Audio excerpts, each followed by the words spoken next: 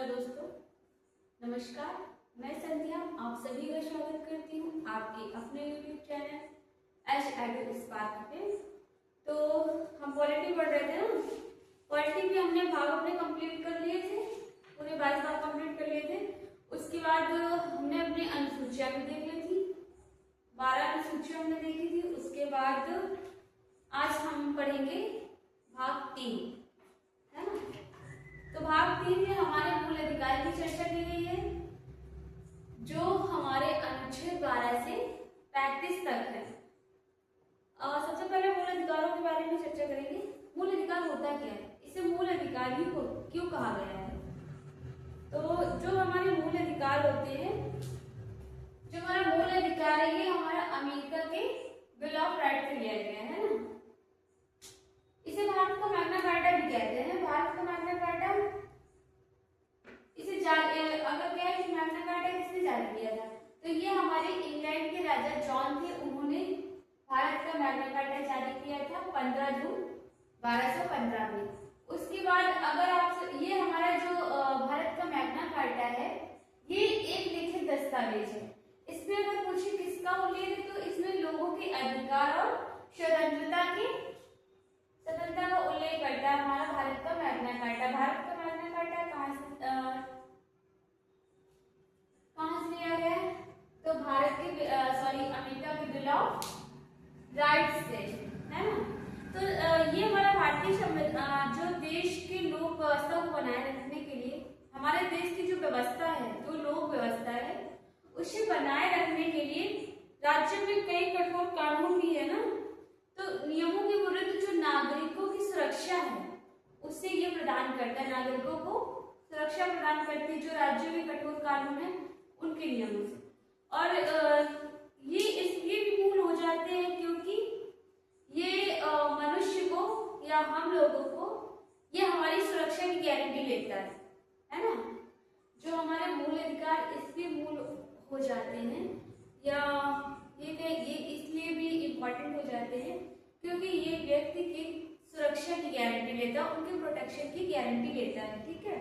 और अगर आपसे पूछता है कोई कि क्या भारत के नागरिक अपनी स्वेच्छा से मौलिक अधिकार को छोड़ सकते हैं या मूल अधिकार छोड़ सकते हैं, तो नहीं। लेकिन अमेरिका में लोग ऐसा कर सकते हैं। अमेरिका में लोग अपनी स्वेच्छा से मूल अधिकारों का त्याग कर सकते हैं, लेकिन इंडिया में नहीं कर सकते, है ना। जो हमारा मूल अधिकार है, इसको हमारे संविधान में परिभाषित नहीं किया गया है, ठीक है। इसे परिभाषित नहीं किया गया है। तो देखेंगे अपना मूल अधिकार, ये हमारे आर्टिकल 12 से 35 तक आता है। इसमें हमारे कुल 5 अधिकार हमें प्राप्त है। इससे मूल अधिकार में हमें कुल कितने अधिकार प्राप्त हैं, तो 5 अधिकार प्राप्त है। पहला अधिकार में प्राप्त है समता का अधिकार, दूसरा आता है स्वतंत्रता का अधिकार, तीसरा है शोषण का अधिकार, चौथा है हमारा धर्म की स्वतंत्रता, उसके बाद आता है हमारा संस्कृत और शिक्षा संबंधी अधिकार। हमें कुल 5 अधिकार दिए गए हैं। पहला हमारा समता, उसके बाद स्वतंत्रता, उसके बाद शोषण, फिर धर्म, इसके बाद हमारा आता है संस्कृत और शिक्षा संबंधी अधिकार। तो इसे याद करेंगे। पहले हमें समानता का अधिकार दिया गया, कौन सा, पहले समानता का अधिकार, समानता के बाद हमें स्वतंत्रता दी गई, समानता का अधिकार, उसके बाद स्वतंत्रता मिली। जब हम लोग को स्वतंत्रता मिल गई तो सब अपने आप में आजाद थे, है ना। जब सब स्वतंत्र हो गए तो उनका शोषण होने लगा। स्वतंत्रता के बाद हमें शोषण का अधिकार मिला, आपको कोई शोषण नहीं कर सकता है ना। आर्टिकल 23 और 24 में तो आपको शोषण का अधिकार दिया गया। जब आपको शोषण का अधिकार हो गया तो धर्म की स्वतंत्रता आप चाहेंगे, है ना। जब आपको आपके शोषण का अधिकार मिल गया तो हमें धर्म की भी अपने अधिकार चाहिए, तो धर्म की स्वतंत्रता मिली। जब धर्म की स्वतंत्रता मिल गई तो आपको अपने धर्म की संस्कृति को जानने की जिज्ञासा उत्पन्न होती है। आप किसी भी धर्म में जुड़ जाए तो उसके बारे में जानने की जिज्ञासा होती है, तो वही संस्कृति, उसी को तो संस्कृत बोलते हैं ना। तो धर्म के बाद हमें संस्कृत और शिक्षा संबंधी अधिकार मिले। सबसे पहले समानता दी जाएगी आपको। समानता के बाद आपको स्वतंत्रता का अधिकार दे दिया जाएगा। जब स्वतंत्रता का अधिकार हो जाएगा तो शोषण किया जाएगा। शोषण का अधिकार जब मिल जाएगा तो धर्म की स्वतंत्रता का अधिकार दिया जाएगा। धर्म की स्वतंत्रता के बाद हमें अपनी संस्कृति जानने का इरादा होगा तो संस्कृत और शिक्षा संबंधी, जब आपको संस्कृत मिलेगी, जब आपको आपके धर्म की संस्कृति की का अधिकार मिलेगा तो जाहिर सी बात है आप शिक्षा की भी बात करेंगे, है ना, तभी तो आप पढ़ पाएंगे। तो संस्कृत और शिक्षा संबंधी अधिकार हमें आर्टिकल 29 और 30 में मिला हुआ है। पहला समानता का अधिकार आर्टिकल 14 से 18, फिर स्वतंत्रता का अधिकार आर्टिकल 19 से 22 में है। शोषण का अधिकार आर्टिकल 23-24 में है। धर्म की स्वतंत्रता का अधिकार आर्टिकल 25 और 28 में, 25 से 28। संस्कृत और शिक्षा संबंधी अधिकार 23 से 29 से 30। सबसे पहले समानता का अधिकार, उसके बाद स्वतंत्रता मिली, स्वतंत्रता के बाद शोषण का अधिकार मिला, शोषण के बाद हमारा धर्म की हमें स्वतंत्रता मिली, उसके बाद हमें संस्कृत और शिक्षा संबंधी अधिकार प्राप्त हुए। अब तो याद हो गया हमें। अब हम अपने देखेंगे आर्टिकल्स। तो सबसे पहले हमारा कौन सा आर्टिकल आएगा? आर्टिकल 12। आर्टिकल 12 में हमारा परिभाषा है। किस विषय में परिभाषा है? तो मूल अधिकारों की। मूल अधिकार जो है हमारी इन्हें राज्य के संबंध में देखा जाता है ना। मूल अधिकारों को राज्यों के संदर्भ में परिभाषित किया गया है। मूल अधिकार को राज्यों के संदर्भ में परिभाषित किया गया है। तो उसी तरह परिभाषा आर्टिकल 12 परिभाषा 13 में हमारा अल्पीकरण। अल्पीकरण का मतलब क्या है? अल्पीकरण का मतलब है यदि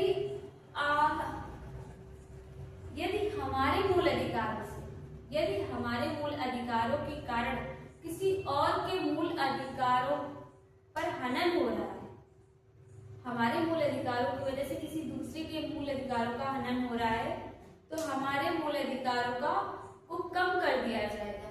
उसी को होता है अल्पीकरण। अल्पीकरण का मतलब होता है कम करना, किसी चीज को कम करना।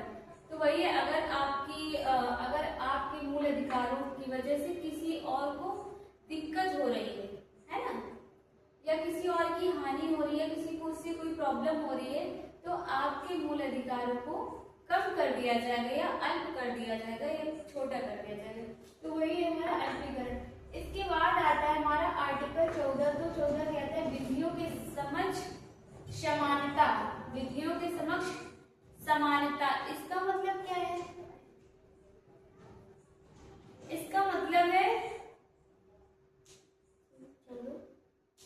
ये कहता है कानून, जो हमारा कानून है वो सभी के लिए समान होगा।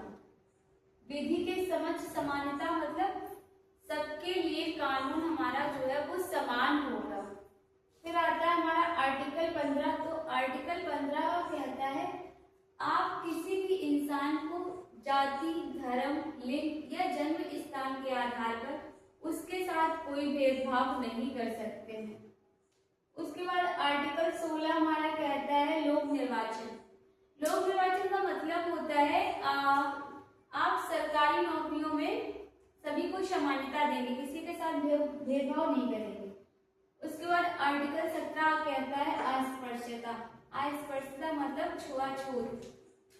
छुआछूत तो आप नहीं कर सकते आर्टिकल 17 के तहत। यदि आप करते हैं तो आप पर जुर्माना हो सकता है या आपको कुछ भी मतलब सजाएं हो सकती है। इसके बाद आता है आर्टिकल 18। आर्टिकल 18 कहता है, आर्टिकल 18 में किसकी चर्चा की गई है? तो आर्टिकल 18 में हमारे उपाधियों का अंत है। उपाधियों का अंत से मतलब है कि आप विदेशी उपाधि कोई ले नहीं सकते हैं, आप कोई धारण नहीं कर सकते। अब ये भी नहीं कि आप बिल्कुल भी नहीं कर सकते। इसका मतलब है कि अगर आपको उपलब्धि लेनी है, कोई उपाधि लेनी है, तो उससे पहले आपको हमारे राष्ट्रपति से अनुमति लेनी होगी।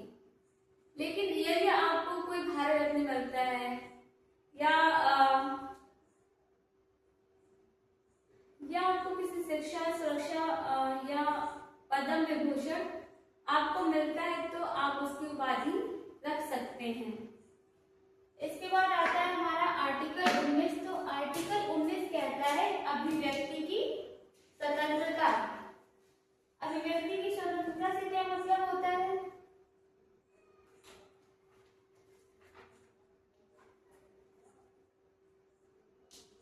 अभिव्यक्ति की स्वतंत्रता से क्या मतलब होता है, बताओ मुझे से कोई, हम देख रहे हैं।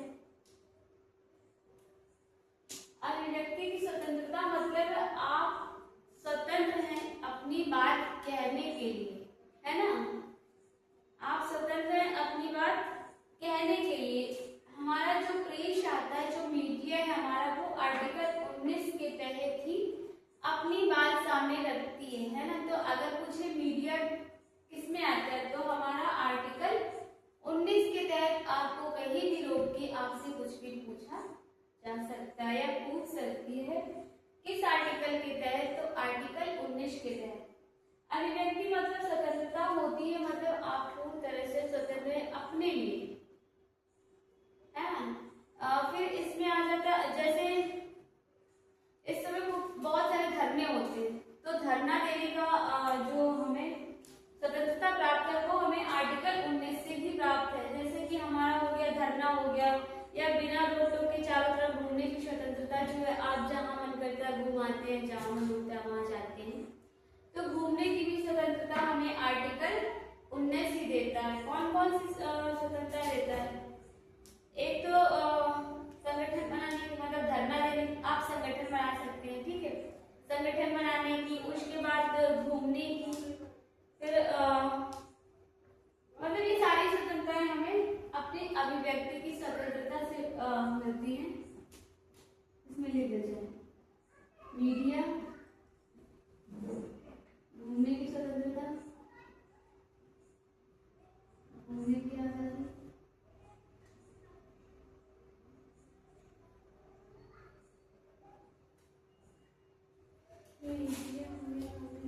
और क्या हो जाता है?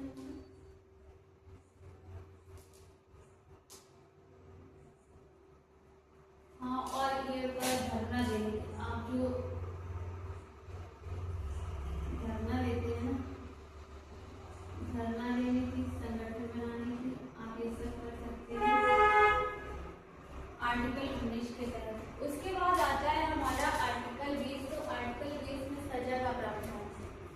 सजा का प्रावधान मतलब है कि एक गलती पर आपको एक ही सजा दी जाएगी, है ना? एक गलती पर आपको एक ही सजा दी जाएगी, वो भी सजा उस समय दी जाएगी जब जिस समय की उसकी गलती होगी, उसी के आधार पर आप किसी व्यक्ति को सजा दे सकते हैं।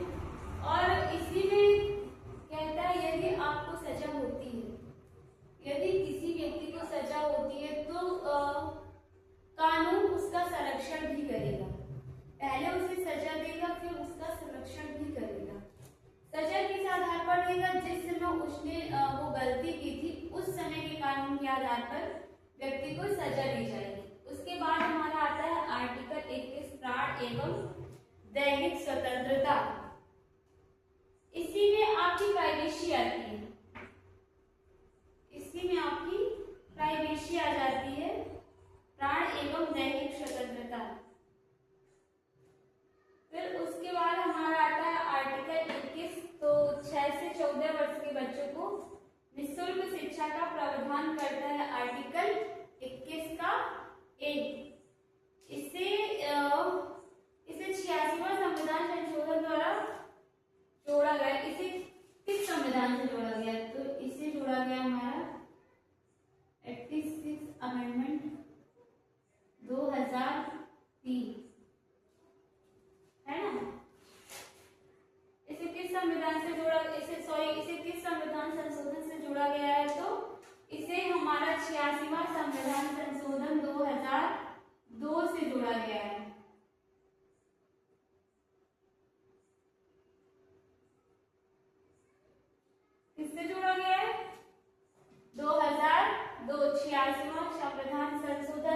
2002 से आर्टिकल 21 को 6 वर्ष से 14 वर्ष के बच्चों को निःशुल्क शिक्षा देने का अधिकार प्राप्त हुआ है। उसके बाद हमारा आता है आर्टिकल 22। आर्टिकल 22 कहता है हमारा गिरफ्तारी से संरक्षण।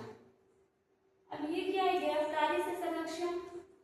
तो गिरफ्तारी से संरक्षण का मतलब है कि यदि कोई व्यक्ति आपको गिरफ्तार करता है, यदि आपकी गिरफ्तारी होती है तो उससे पहले आपको किस लिए गिरफ्तार किया जा रहा है ये जानने का अधिकार है। इससे पहले उनको वारंट पत्र जारी करना होता है ना। वारंट पत्र जारी करेंगे उसके बाद ही आपको कोई गिरफ्तार कर सकता है। और गिरफ्तारी के समय जब आपको कोई व्यक्ति गिरफ्तार कर लेता है तो उसे आपको 24 घंटे के अंदर मजिस्ट्रेट के सामने पेश करना होता है। फिर उसमें हमारा छुट्टी का दिन हो या आने जाने का समय काउंट नहीं किया जाता है। उसी को कहते हैं गिरफ्तारी से संरक्षण। और इसमें आप अपने मनपसंद वकील चुनने का अधिकार भी देता है। ऐसा नहीं है, ये हमें अपने पसंद का वकील चुनने का अधिकार देता है। कौन? आर्टिकल 22। तो आर्टिकल 22 हमारा क्या क्या देता है? यदि किसी व्यक्ति की गिरफ्तारी होती है तो वो उसे जानने का अधिकार देता है कि आप वारंट लाएं, हमें किस लिए किस पर्पज से मतलब किस गलती से हमें गिरफ्तार किया जा रहा है।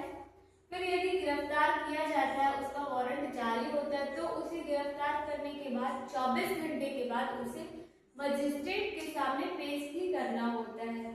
और जब आपको मजिस्ट्रेट के सामने ले जाएंगे उस 24 घंटे में हमारा आने जाने का समय और छुट्टी का कोई समय काउंट नहीं किया जाएगा। ठीक है। और इसी में हमें यह अधिकार मिलता है कि आप अपने मनपसंद का कोई भी वकील रख सकते हैं। तो आर्टिकल 12 परिभाषा। दूसरा अल्पीकरण। अल्पीकरण का मतलब आपको यदि आपके अधिकारों की वजह से किसी दूसरे के अधिकारों का हनन होगा तो आपका अधिकार कम कर दिया जाएगा, है ना, छोटा कर दिया जाएगा। तो अल्पीकरण हो जाता है। उसके बाद हमारा विधि के समझ समानता, ये हमारा किसमें आएगा? समता का अधिकार। क्षमता का अधिकार हमारा 14 से 18 तक है ना, तो आता है हमारा क्षमता का अधिकार आर्टिकल 14। आर्टिकल 14 कहता है विधियों के समझ समानता, मतलब कि आपको कानून में समानता दी जाएगी, कानून सबके लिए समान होगा। उसके बाद 15वां आता है तो किसी भी व्यक्ति के जन्म, लिंग, धर्म या जाति के आधार पे आप भेदभाव नहीं कर सकते। उसके बाद 16 आता है लोक निर्वाचन, मतलब सरकारी नौकरियों में आप किसी के साथ भेदभाव नहीं करेंगे, सभी के साथ समानता का व्यवहार किया जाएगा। उसके बाद आर्टिकल 17 से अस्पष्टता है, मतलब छुआछूत का अंत। 18 हमारा कहता है आप उपाधियों का अंत करता है, कहता है आप विदेशी उपाधियां नहीं रख सकते हैं। अगर आपको लेना है विदेशी उपाधियां तो आपको राष्ट्रपति से परमिशन लेनी होती है। आप अपने भारत रत्न या शिक्षा से कोई भी पुरस्कार है तो आप उसे रख सकते हैं, कोई भी उपाधि है तो आप रख सकते हैं। ये हमारा फिर खत्म हो जाता है समता का अधिकार। फिर हमारा आता है स्वतंत्रता का अधिकार 19 से 22। तो 22 आर्टिकल 22 कहता है अभिव्यक्ति की स्वतंत्रता। अभिव्यक्ति मतलब मीडिया या किसी घूमने की स्वतंत्रता, धरना देने की स्वतंत्रता, जो है आप धरना जो देते रहते हैं। आर्टिकल 19 के तहत ही देते हैं या किसी संगठन को बनाना देते हैं, बहुत सारे बड़े बड़े संगठन होते हैं तो वो हम आर्टिकल 19 के तहत करते हैं।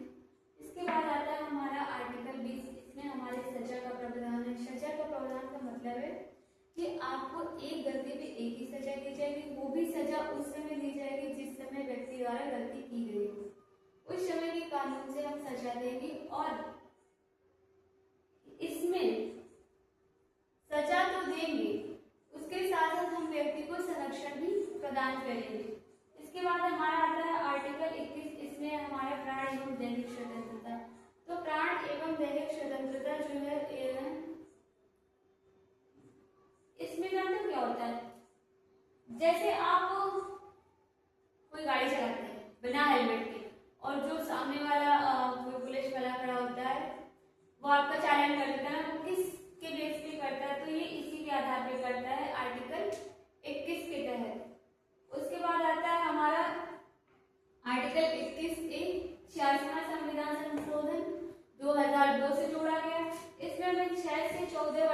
बच्चों को निःशुल्क शिक्षा का प्रावधान किया गया।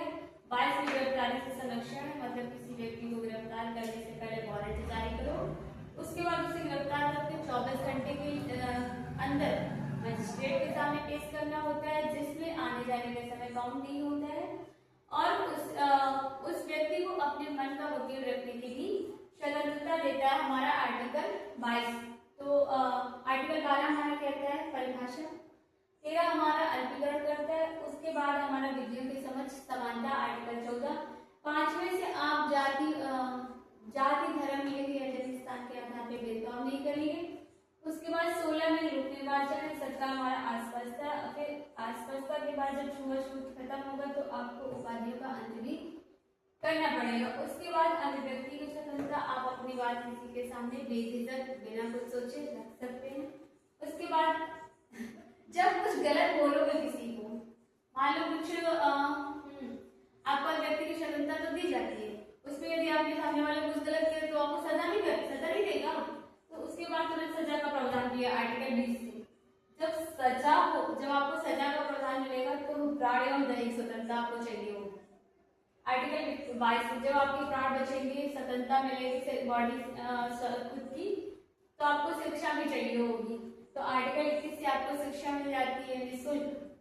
उसके बाद जब शिक्षा मिल जाएगी तो बदतमीजी करोगे, दादागिरी करोगे, गिरफ्तारी हो जाएगी, है ना। पहले आपको परिभाषित किया जाएगा,